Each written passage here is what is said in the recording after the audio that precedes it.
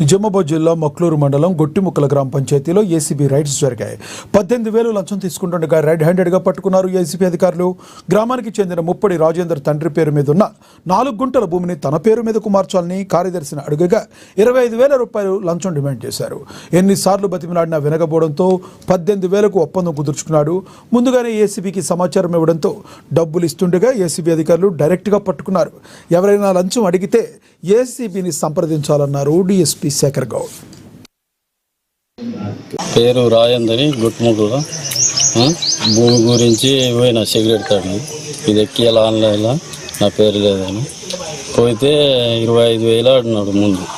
మరేమన్నా తగ్గిస్తారా అంటే మర్రా 18,000 తీసుకుంది ఇస్తే పైసలు పోయినా వేరే వాళ్ళతో అటు నాకు వేరే వాళ్ళతో తెలుసుకొని పోయినా ఒక్కొయినా ఓలా మిల్స్కి.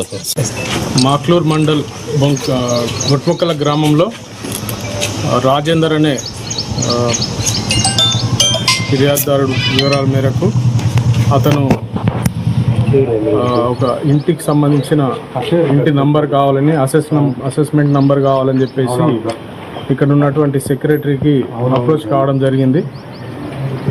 అతను అప్రోచ్ అయిన దాన్ని బట్టి అతను 1 వీక్ నుంచి తిరుగుతూ ఉన్నాడు.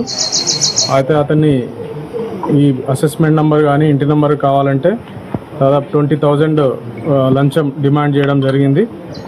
తర్వాత